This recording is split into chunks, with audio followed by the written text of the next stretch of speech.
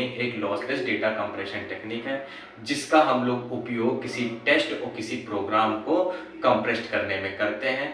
Hopman coding जो procedure होता है, हम लोग इसमें जनरेट करते हैं बाइनरी कोड ट्री को। हम लोग क्या जनरेट करते हैं? बाइनरी कोड ट्री को। हाफमैन कोडिंग एक इफेक्टिव डेटा कंप्रेशन टेक्निक है जिसके द्वारा हम लोग रिड्यूस करते हैं रिडंडेंसी को।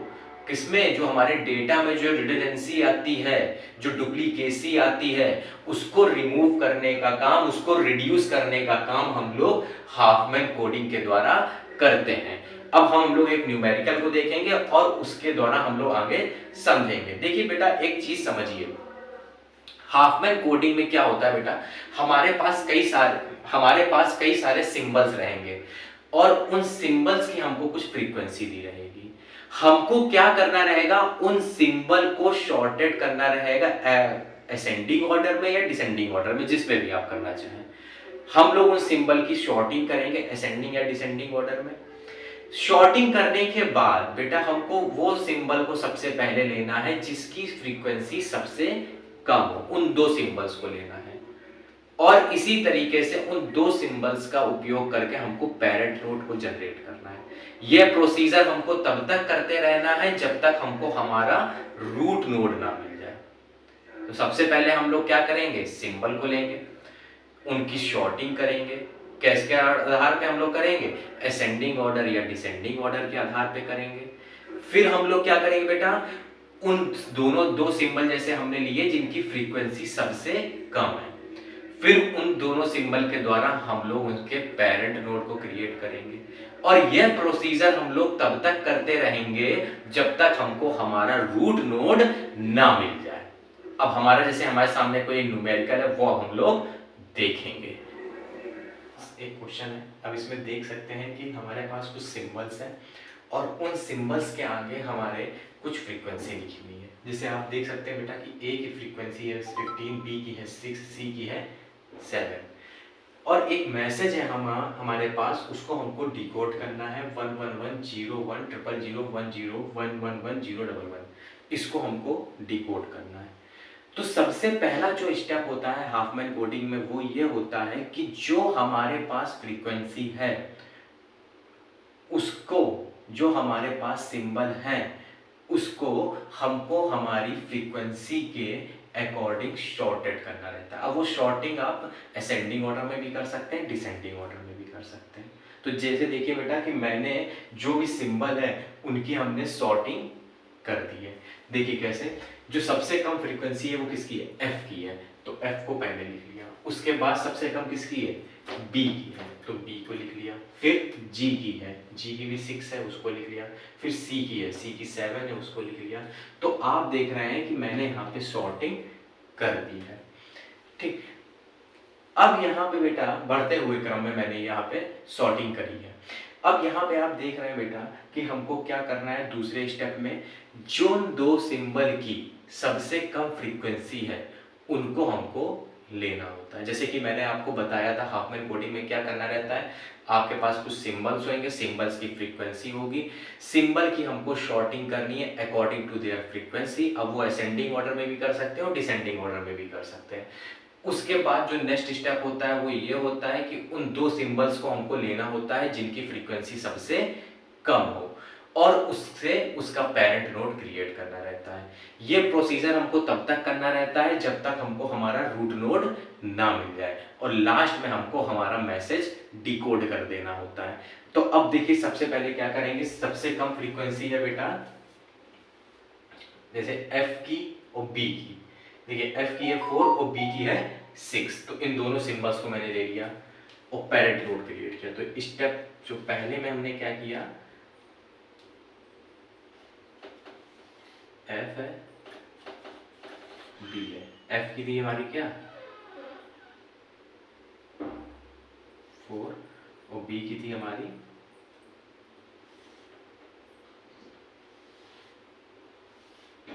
बी की थी 6।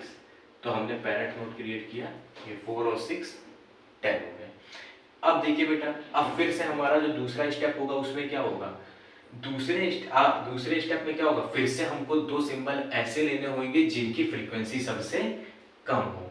तो अब देखिए बेटा कि G और C, G की है 6 और C की है 7, इन दो सिंबल्स को हम लेंगे क्योंकि इनकी फ्रीक्वेंसी अब सबसे कम है। तो जब हमने 6 और 7 को ऐड कर देंगे तो हमारे पास क्या आ जाएगा, 13 आ जाएगा। तो यहां देखिए ये हो गया G, ये हो गया C।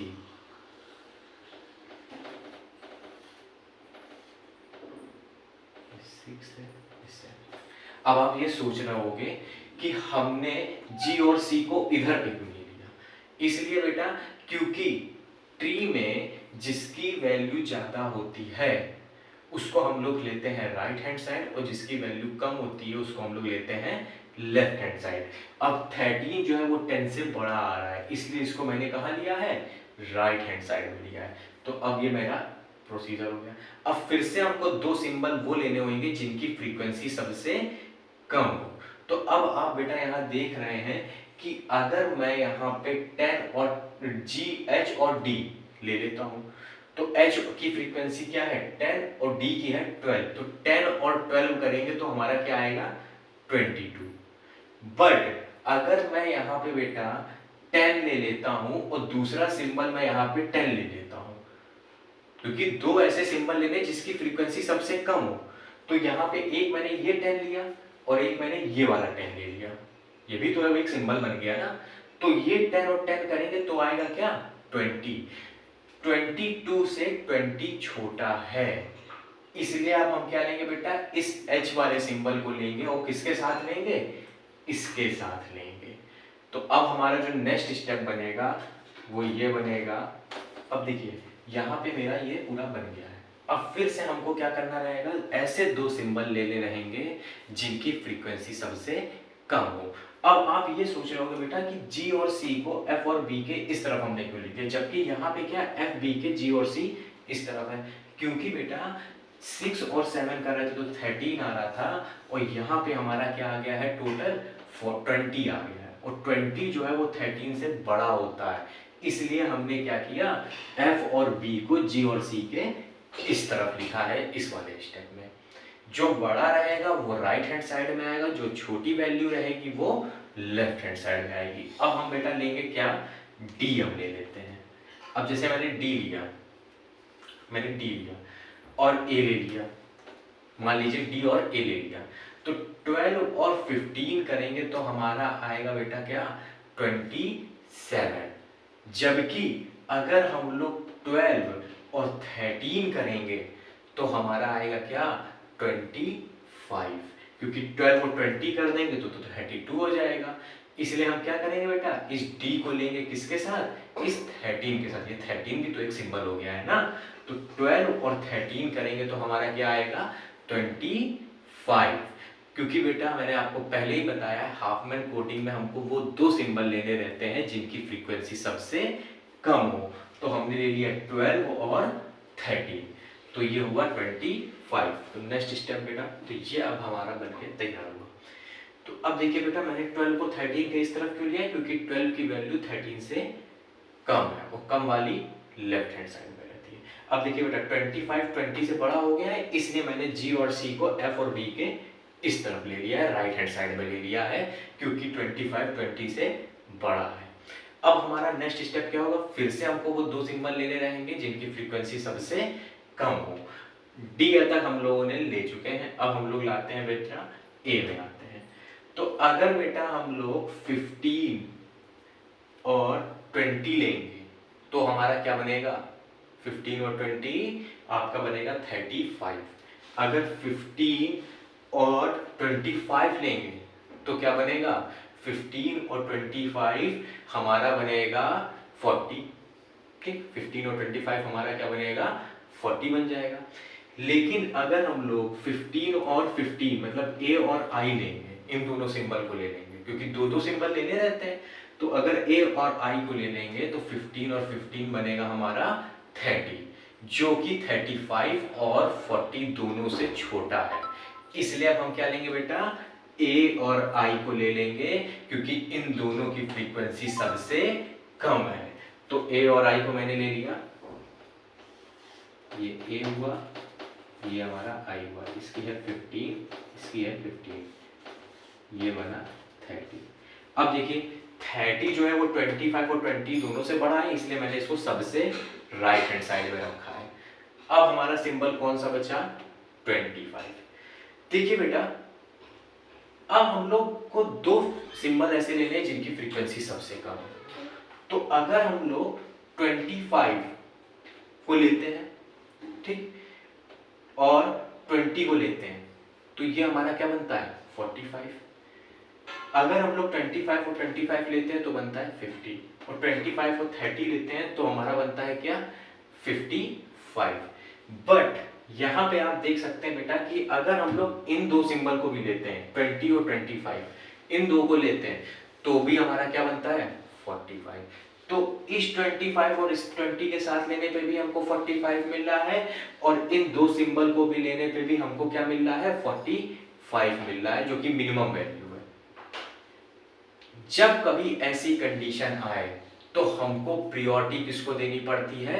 अपने बाइनरी ट्री में जो आपकी फ्रीक्वेंसी दी हुई है, दो मिनिमम फ्रीक्वेंसी, उनको प्रायोरिटी देनी होती है। इसलिए बेटा हम क्या करेंगे? इस 20 और 25 को लेंगे, ना कि इस 25 को ही लेंगे, क्योंकि यहाँ अब देखिए क्या हो रहा है, यहाँ पे अगर 20 और 25 ले रहे हैं तो भी 45 बन रहा है, इस 25 को इस 20 से ले रहे हैं तो भी 45 बन रहा है, और दोनों में मिनिमम फ्रीक्वेंसी आ रही है। क्योंकि अगर हम इस 25 को 25 के साथ लेंगे तो 50 बन रहा है, और 25 को 30 के साथ लेंगे तो 55 बन रहा है। तो दोनों कंडीशन में यहाँ मिनिमम फ्रीक्वेंसी आ रही है। तो जब हमारे सामने ये कंडीशन आ जाए कि दोनों कंडीशन में मिनिमम फ्रीक्वेंसी आ रही हो, तो हम लोग को प्रायोरिटी अपने बाइनरी ट्री वाले को देनी पड़ेगी। मतलब इस 20 और 25 को लेंगे, ना कि इस 20 और 20 को। तो हमको यहाँ पे जब हमारी ये कंडीशन आई तो ये बना हमारा 25 और 20 45। अब ये हमारे सामने बन गया। अब नेक्स्ट स्टेप में हमारा क्या रहेगा? फिर से हमको वो दो सिंबल लेने रहेंगे जिनकी फ्रीक्वेंसी सबसे कम हो। तो फिर से अब दो सिंबल, अब देखिए एक तो हमारा हो गया 25, अब 20 और 45 अगर हम लोग करते हैं तो हमको मिलेगा 70, ठीक। अगर हम लोग यहाँ 25 और 30 करते हैं तो हमको मिलेगा क्या? 55। तो अब बताइए बेटा, 70 बड़ा है, 70 बड़ा है या 55 बड़ा है? सिंपल है, 70 बड़ा है। इसलिए हम लोग, क्योंकि हमको इसमें मिनिमम वैल्यू लेनी होती है, इसलिए हम लोग क्या लेंगे? 25 और 30 को। तो 25 और 30 हम लोग करेंगे तो हमारा क्या आएगा? 55। तो यहाँ पे मैंने लिया नेक्स्ट में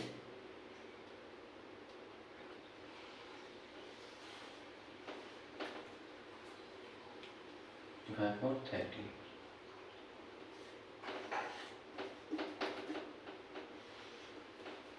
ये अब हमारे सामने आ चुका है। अब ये है बेटा 45 और ये है 55। 55 हमारे 45 से बड़ा है, इसलिए ये कहाँ गया? राइट हैंड साइड में। अब बेटा फिर हमारा जो हमने क्या बताया था कि जब तक हमको हमारा रूट नोड ना मिल जाए। अब क्या है बेटा, अगर हम लोग इस 45 और इस 55 को ऐड कर देंगे तो हमारा क्या बन जाएगा? 100। तो अब हमारा जो नेक्स्ट स्टेप क्या होगा? रूट नोड हमको मिल जाएगा। नेक्स्ट स्टेप होगा, इसको मैंने ऐड कर दिया और ये बन गया हमारा 100। तो अब ये हमारा पूरा बाइनरी ट्री बन गया है। देखिए मैंने आपको बताया सबसे पहले हमको क्या करना है? मिनिमम फ्रीक्वेंसी को लेना है, दो मिनिमम फ्रीक्वेंसी लिया, उसके बाद उनका पेरेंट नोड क्रिएट करना है। पेरेंट नोड क्रिएट करने के बाद ये प्रोसीजर तब तक करना है जब तक हमको हमारा रूट नोड ना मिल जाए। हमको हमारा रूट नोड मिल चुका है। अब देखिए, अब हमको कौन सा मैसेज डिकोड करना था? ये मैसेज डिकोड करना है। तो इसके लिए हम लोग क्या करेंगे? बाइनरी नंबरिंग करेंगे। अब नंबरिंग देखिए कैसे करेंगे। लेफ्ट हैंड साइड में देंगे 0 और राइट हैंड साइड में देंगे 1। तो इसको मैंने लेफ्ट हैंड साइड में यहाँ दिया 0, राइट में दिया 1, लेफ्ट में 0, राइट में 1, लेफ्ट में। अब ये नंबरिंग हमने कर दी है। अब नंबरिंग करने के बाद अब हमारा जो काम है वो ये है, ये क्या था, ई की वैल्यू। और ये कैसे होगा, डिकोड होने के लिए सबसे पहले देखिए हर एक सिंबल का हम लोग बाइनरी वैल्यू निकालेंगे।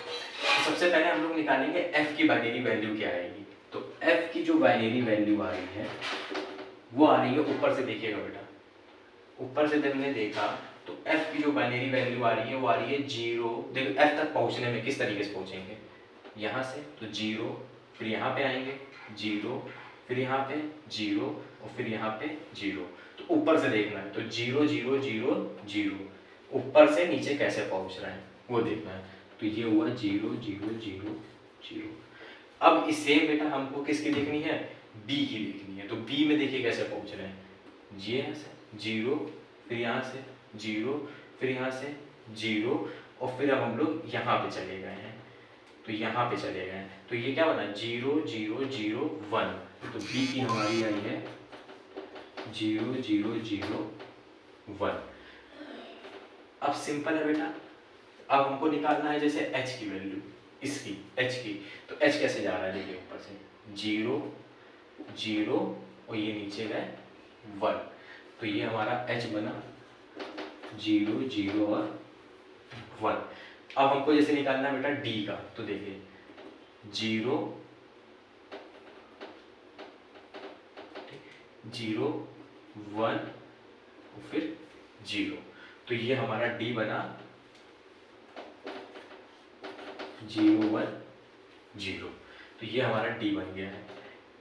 हाँ, अब जैसे बेटा हमको निकालना है किसका, g का निकालना है। तो देखो 0, फिर हम लोग यहाँ से गए 1, ठीक, फिर हम लोग यहाँ से गए 1 और फिर हम लोग यहाँ के नीचे आ गए g के पास 0। तो क्या बना 0 1 1 0, ठीक। तो g का हमारा बना 0 1 1 0। तो ये g हमारा बन गया। अब सेम है बेटा, यहाँ पे हम लोग को निकालना है जैसे c का। तो c का कैसे जाएगा 0 1 1 1। ये गया हम c पे, देखिए 0 1 1 1। तो c हमारा बना 0 1 1 1। ये हमारा बना बेटा c। अब c हमारा बन चुका है। अब यहाँ पे देखिए c हमारा हो गया। अब हमको जैसे e बनाना है, तो देखिए e में कैसे जाएंगे 1 और फिर 0, यह है ना e। तो हमारा बना e 1 0, ठीक। कोडिंग करते चल रहे हैं नंबर। अब यहाँ पे देखिए, अब हमको बनाना है जैसे a का। a का क्या आएगा 1 1 0 1 1 और फिर यहाँ पे 0। तो a का बना हमारा 1 1 0। अब हमको जैसे बनाना है बेटा i का। तो i का क्या बनेगा, सिंपल सीधे 1 1 1। तो i का बना 1 1 1। तो आपने देखा किस तरीके से हमने बनाया, सारे सिंबल्स की हमने कोडिंग करी है। अब यहाँ पे हमको करना है बेटा इस मैसेज को डिकोड। तो डिकोड देखिए कैसे होगा, 1 1 1 किसका है सिंबल, i का है, और i को मिला हमारा 1 1 1, ये मिला है। तो यहाँ पे हो गया i। अब इसके बाद बेटा आप देखेंगे 0 1 0, ये किसको मिला है 0 1 0, हमको देख रहे हैं आप d को मिला है। तो यहाँ पे हमने इसको दे दिया d। अब देखिए बेटा 0 0 1, ये किसको मिला है 0 0 1 मिला है h को। तो ये हो गया h। अब इसके बाद देख सकते हैं बेटा कि 0 और 4 टाइम 1, ये किसको मिला है 0 और 4 टाइम 1 c को मिला है। तो ये हो गया c। अब लास्ट हमारा बचा बेटा 0 1 1, क्या ये किसी को मिला है। तो ये आप देख रहे हैं बेटा कि 0 1 1 किसी भी सिंबल को बाइंड कोड नहीं मिला है। तो ये मैसेज जो है आपके सामने, ये डिकोड नहीं हो सकता, क्योंकि 0 1 1 किसी भी सिंबल को कोड, बाइनरी कोड किसी को नहीं मिला है। तो बेटा थैंक यू। अगर आपको ये वीडियो पसंद आया हो तो please like my video and subscribe my YouTube channel.